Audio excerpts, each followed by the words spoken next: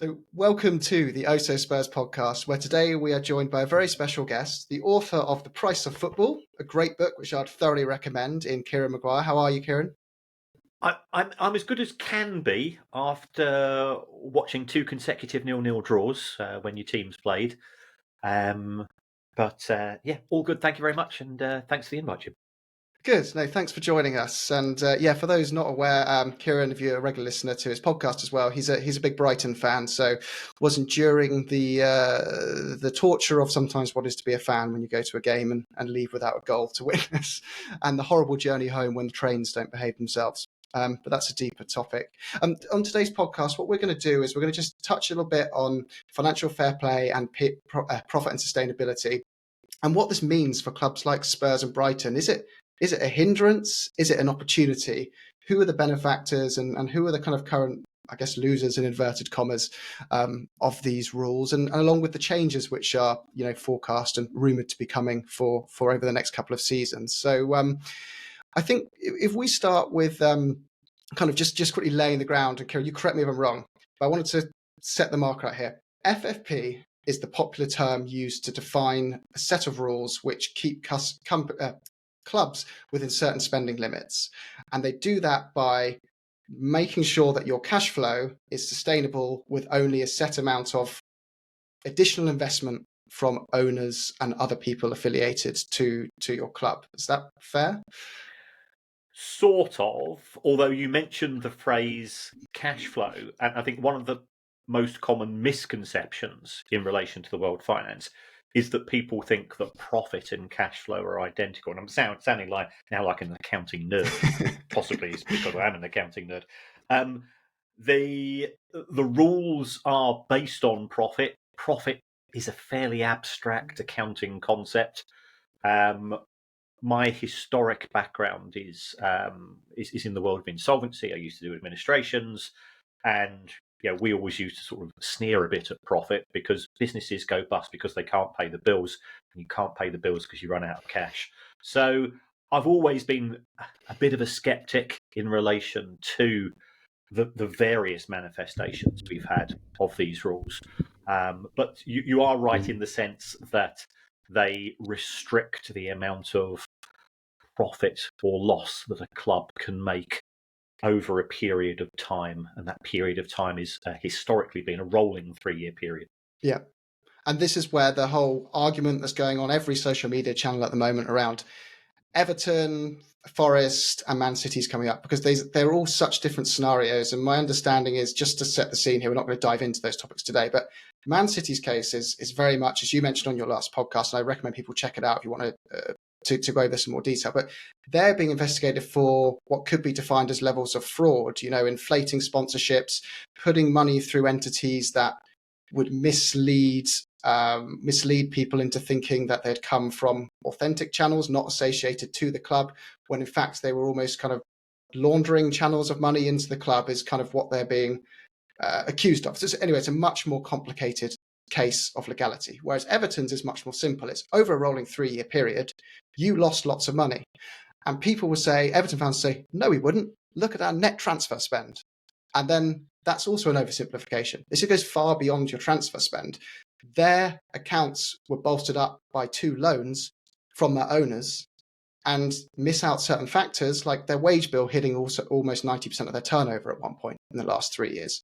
So without that ownership support, that club could have been in deep trouble, which is why they are now, ironically, in trouble.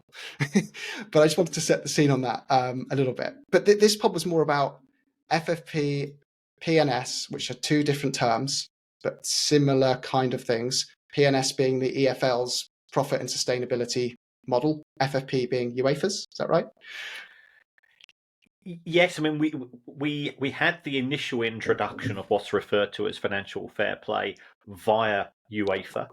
That was then introduced into both the Premier League and the EFL.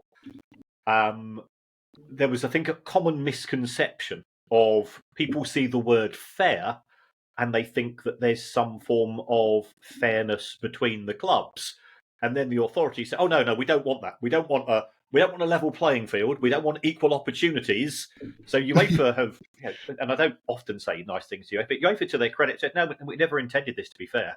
So we're now going to call it something else. So they're calling their latest version financial and sustainability rules, although it doesn't necessarily encourage sustainability. And presently, both the Premier League and the EFL have what they refer to as profitability and sustainability rules, which deliver neither profitability nor sustainability.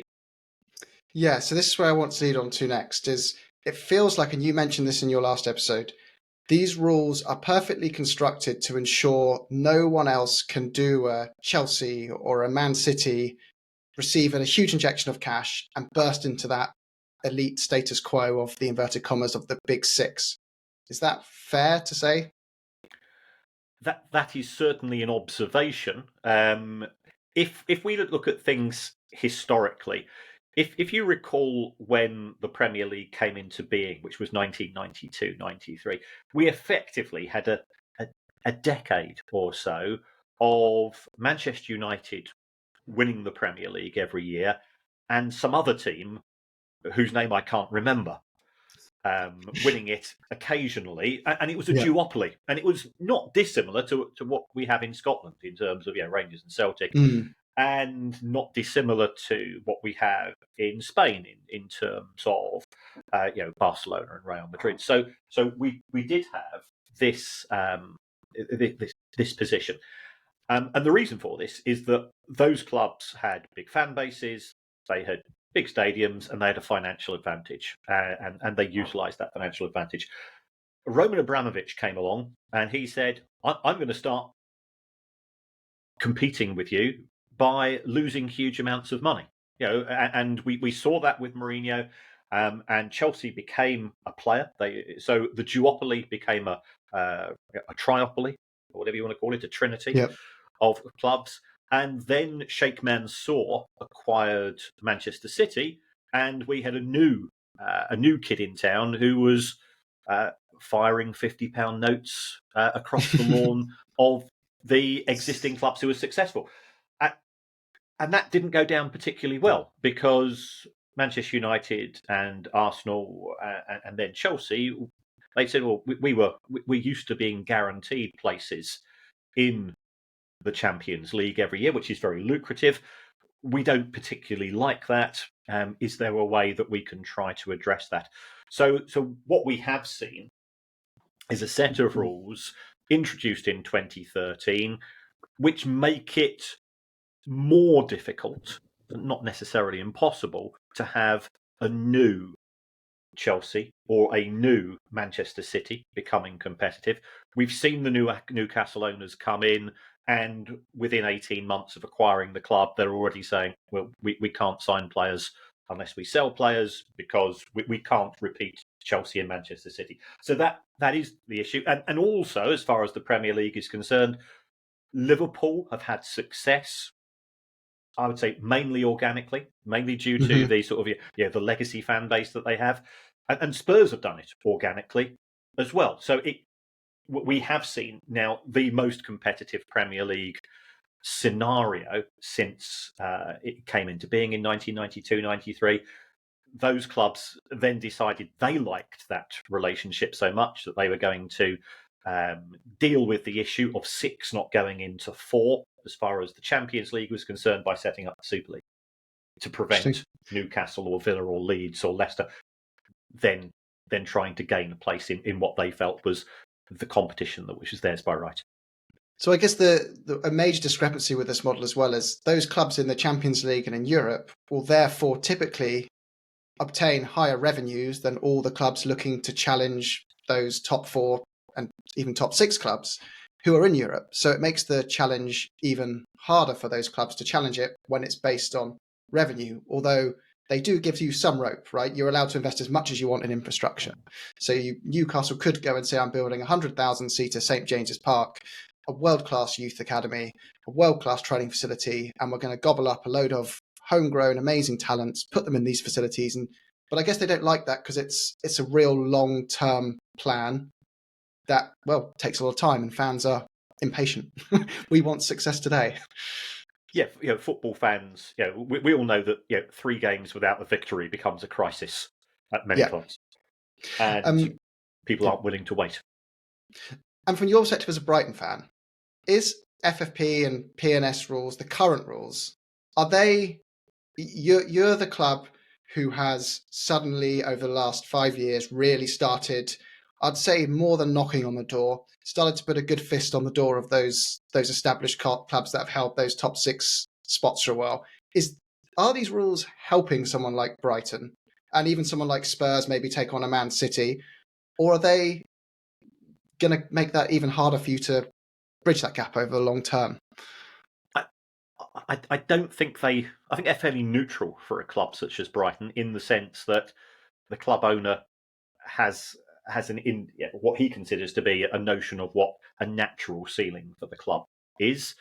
I think it will probably help the club on a longer term basis, in the sense that one of the alternatives is that you could have ended up with somebody in Bahrain or Indonesia or Malaysia, the local billionaire or the local sovereign wealth fund deciding they wanted a slice of the Premier League as well, Yeah. and eventually, the clubs like Brighton and Brentford would be squeezed out, and also, but potentially Spurs as well, because the nature of the ownership group that you have at present is not one that treats Spurs as a trophy asset for which making a profit or a loss is no relevance. It's all about winning trophies. Yeah. So it's about their payday for owners like Daniel Levy and Joe Lewis, who's not Associated Club anymore, is the time they can sell the football club. So inflating the value of the club. And some people will say, well, that comes with some trophies, will help inflate the value of the club. But arguably, when it's to build an image of a certain state or country or brand or whatever it is, you don't care about the costs along the way. So there's a different kind of story there. But what about the new rules that are coming in? So this is going to be 80% of your revenue if you are not in Europe, and up to 70% of your revenue can be reinvested into players if you are in Europe. So on paper, that sounds like it's helping clubs outside of Europe break into that model. But do you think this is a model that's better, or fairer, or less fair than the current model? It all depends how you define fair. Yeah. And for the sake of complete transparency, I presented to the fan-led review. I've written two research papers on behalf of the UK government since then, although I think they were being read by Nadine Dorries, so therefore I'm not convinced that there'll be any benefit whatsoever. So anyway, there's words that are longer than 6 letters here, she said, throwing it out the window in disgust. So I think you have to define what we consider to be fair. And I'm a bloke in my 60s, so I can remember Derby County, Nottingham Forest, Aston Villa, Everton, Leeds United, Blackburn Rovers, all of these clubs winning the Premier League or its equivalent when I was a kid, when I was growing up in sort of, in my, what you call your proper football years, where you collected Shoot magazine and you changed and you knew every club's kit and you knew every club's ground and manager and so on. And nowadays we're a bit more casual and you reach out, kind of old duffer. Are the new rules going to allow us to a position where at the start of the season, Aston Villa or Spurs or West Ham have got a genuine chance of winning the Premier League? I don't think we are. The new rules are what we refer to as a soft wage cap.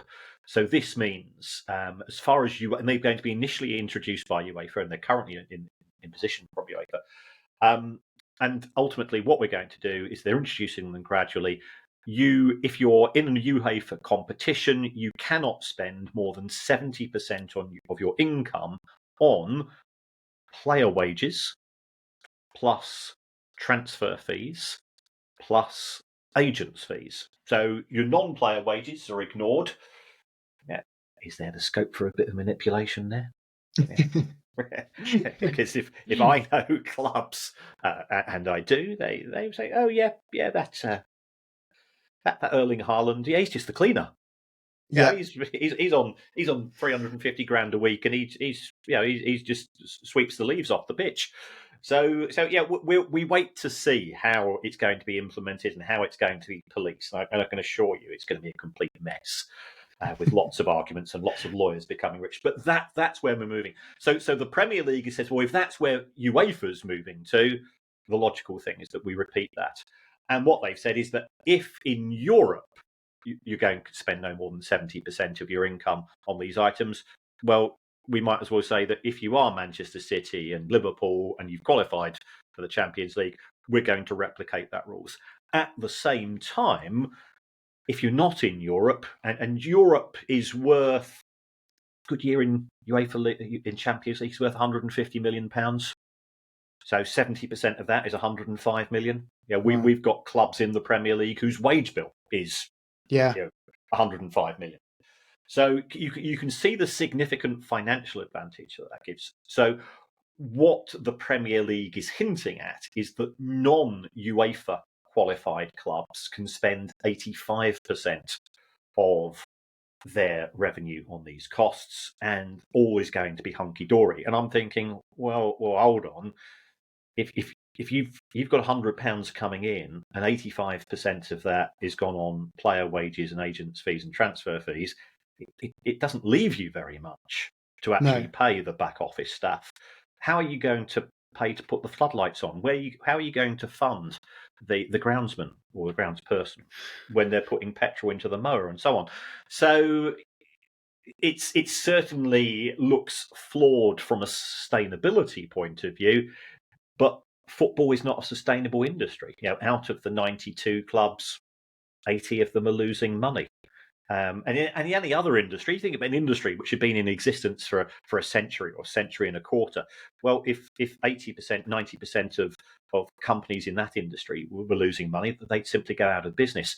Football is different because football is an emotional relationship. That's really interesting that you've said that. And now I can see it from your perspective that the sustainability part of this doesn't add up at all, really. No. So the whole, let's say, the marketing PR of we're going to stop the next Bury getting into financial turmoil through this model, that's why we're doing it, look at us, we're such wonderful people, does seem to be a little bit misleading when you look at how it's actually structured. Like you say, you're leaving 15% wiggle room for someone to run the whole infrastructure of their football club and pay all the other people that keep the lights on, as it were. So yeah, it's not. That's right. Yeah. And then the Premier League have also said to the EFL, we might give you some more money, although anybody who saw Richard Masters, can only be described as a car crash of a presentation in front of a parliamentary committee. And I'll be honest, I've appeared in front of a couple of those, and they are quite intimidating. But he's paid a 7-figure sum to be able to do things like that, whereas some half-assed teacher from Liverpool, I'm not presenting, I'm not trained in media communication and so on. So it is very strange. The Premier League have said, we're going to give you a bit more money, perhaps, but in the EFL Championship, you can only spend 70% on wages and agents' fees, unless you've just been relegated from the Premier League, in which case you can spend 85%. So we've got the Premier League dictating to the Championship how much they can spend on wages. And you're going, well, hold on, you've got parachute payments and you've got 85%, and the EFL clubs can only spend 70% without parachute payments. You're looking after number one. So I can understand. And yes, there's, I think it's fair to say that I'm not the most popular person in Rick Parry's world, to put it quite mildly. But I do have an awful lot of sympathy here for the EFL clubs. Yeah, because as you've said again in your last episode, you were mentioning that people look at the Premier League and think that's just one happy, independent person doing the good of football. When no, it's 20 football clubs with an equal share just fighting for what's best for themselves. And if they can negotiate something like a parachute payment, which increases, and a rule that increases their chance of going straight back up, they might let something else go by that Manchester United want, because they're going to get that vote in their favour as well. So it's all just incredibly manipulative and self-centered. I've often thought maybe they should give some kind of voting share to the lower divisions where they have some form of input here to say, hey, we need to increase our chances of reaching that level, and we should have a voice at the table as well, even if it's a minor one. Yeah. If you think The Traitors, which is currently on BBC One, is devious and manipulative, you've never been to a Premier League shareholders meeting where you've got people sort of disappearing out of the main office and having a chat, or you've got the big six who've got their own WhatsApp group, which you're excluding. You know, if you're the owner of Newcastle or Villa or Palace, you're not included in that particular WhatsApp group. And of course, if anybody asks, any chance we could see those, they will have a collective Rebecca Vardy and throw them into the nearest ocean. So it's fascinating stuff. From my point of view as somebody that works in education, game theory, negotiation theory, it's a brilliant case study. It's bonkers, and that's part of the reason why we love football, because it makes no sense whatsoever. Yeah, it's but the uncertainty makes football brilliant, which is why my personal view is, and we don't want to get into personal views here, but I think it should be a structure, and it may even negate Spurs over the long term. But you should be thinking anyone could win it this year. Everyone's got a chance of having 3 or 4 years at the top, and anyone could lose it like the click of their fingers. Yeah. That's what makes it so special. It gets so boring when you have one team or two teams dominating certain positions, or even the top half of the Premier League. You now got Palace fans saying, 12th to 14th is our kind of, that 12th, 13th, that's a good season. That's all we're striving for. That's all we can strive for. And that's so sad that that every team in the league should be able to say, I have a shot at this. And we had that in 2016. I know it's not a good thing to talk to as you're a Spurs fan, but from the point of view of a neutral, Leicester City winning the Premier League was absolutely fantastic. But when you talk to Sky, and I'm lucky to be sort of in this sort of weird position that I'm in, Sky said it was a terrible year for us because ratings were down. Viewing figures were down. So we weren't particularly happy about it. And how did the big six respond to Leicester City winning the Premier League? They went and changed the TV broadcasting distribution rules so that the likes of Leicester got less money and the likes of Manchester United and Liverpool and Chelsea and Manchester City got more money, because they don't want another Leicester City ever happening. Because Leicester City won a trophy, but more importantly, Leicester City took one of the Champions League places, which these clubs believe are theirs by right.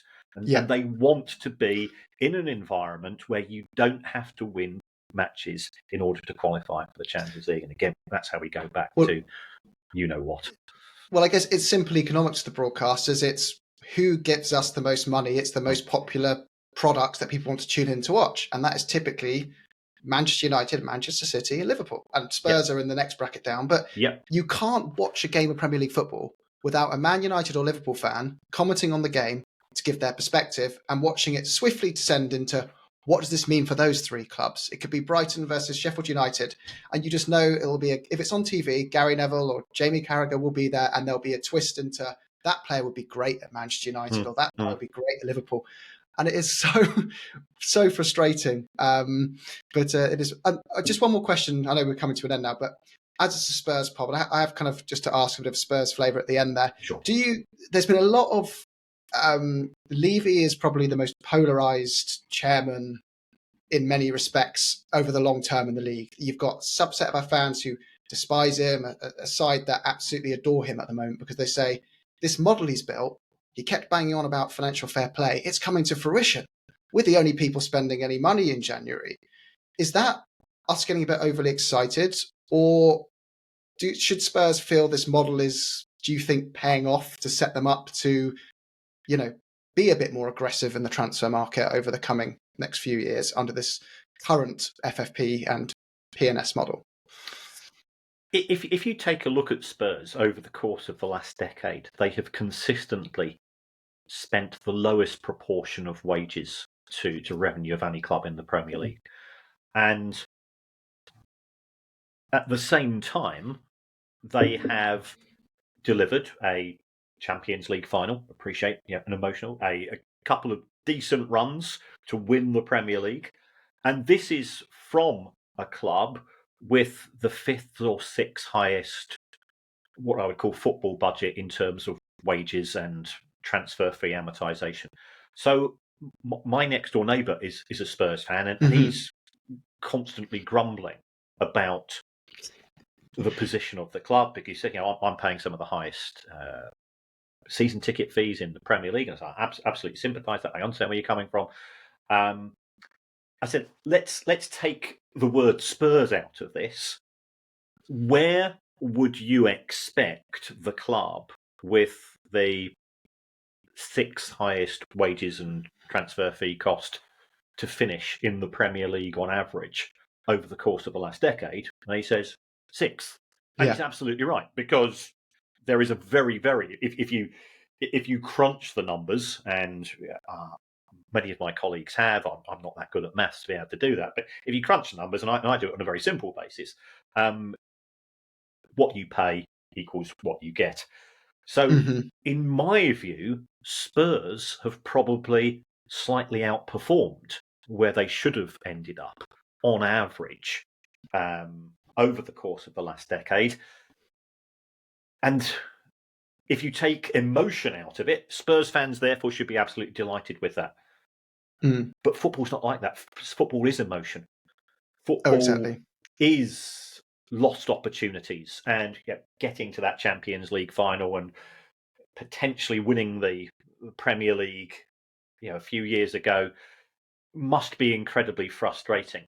And the knowledge that, well, if they had spent a bit more money, could that have made a difference? Yeah, it could.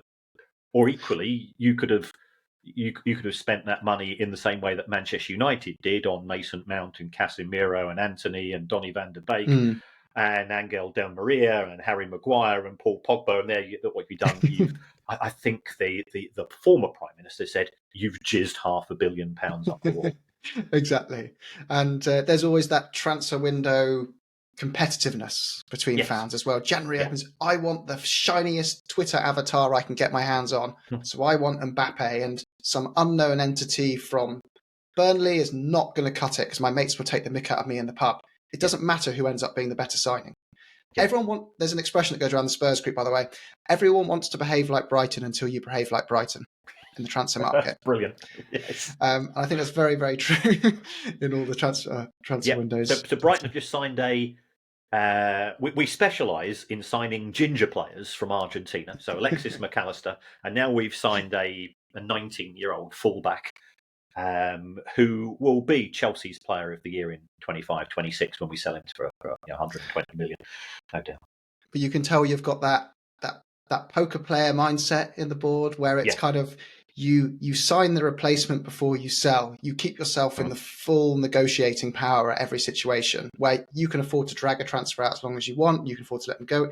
Brighton always have that amazing framework. I saw that. It seems like clubs like Spurs are now trying to get closer to, rather than chairman likes the look of the guy over there in Spain, go get him. It's become much more of a structured transfer policy. But it is, and I'm lucky that as a Brighton fan, all of the Brighton fans have bought into it. But then, 10 years ago, we were playing on an athletics track in League One. So, and already some of our fans are giving it why didn't we beat West Ham away? Why didn't we go and beat? And because football is short term, and some people know no difference other than recent success. Now you've had the European qualification. Someone will be saying, well, how are we moving forward from there? Without realising the context that there's of all the finances around it. And like you said, typically, just using Spurs again, because I know the club with the fifth most revenue spends the fifth most on wages and averages a position of fifth. Yeah. It's pretty simple. That's outrageous. That's outrageous. Yeah. Spend more money. That's the solution. Speculate to and I keep on. I do a lot of club podcasts, and in fact, I'm doing one about 10 minutes after I finish with you guys. And I get this phrase, speculate to accumulate, comes to me. I say, look, as somebody from a finance background, I wouldn't necessarily recommend that. If I was to say to my wife, "Oh, by the way, I've just received my salary and I've bought a load of scratch cards. All of my salary's gone on scratch cards, and we could win a large amount of money," she'll go, "I'm phoning for a divorce lawyer." Yeah, Because that's speculating to accumulate. You wouldn't do it on a personal level. It's easy to do it with somebody else's money, which is, exactly. of course, the position we have in the world of football. But I wouldn't recommend it unless you're going to treat the club as a trophy asset. Chelsea lost £900,000 a week for 19 years under Roman Abramovich. He could afford to do that. Not everybody else can. But even he now in this modern era, like it went from a millionaire's game to a billionaire's game to a state ownership game. Like Ratcliffe's not going to be able to go in there, and he will have to leverage the revenues that Man United generates, which they fortunately are significant for him. But he can't just go in and chuck £100 million in each season of his own money. It's gotten to that crazy level of, well, unless he's expecting a return, obviously, upon the sale of his own shares, but that's a different story. But yeah. But thank you so much for joining, Kieran. I'm conscious you've got to jump to the next one. But just to remind everyone, I'd really recommend you check out Kieran's book. I'm not sponsored in any way on this. This is just a genuine. I've been a fan of his podcast and book for a long time, been pestering him for months, and he kindly said he'd join the show. So thanks very much, Kieran. Thank you for the invite, and good luck for the rest of the season. And I'm coming to. I still call it White Hart Lane. Yes, so do we. Good. I'm glad to see that Spurs fans here. I'll be there next month, I think, when Brighton play. Oh, great. Well, we'll be there too. I will be anyway. So yeah, cool. See you soon. Cheers, Kieran. Bye-bye. Thanks very much.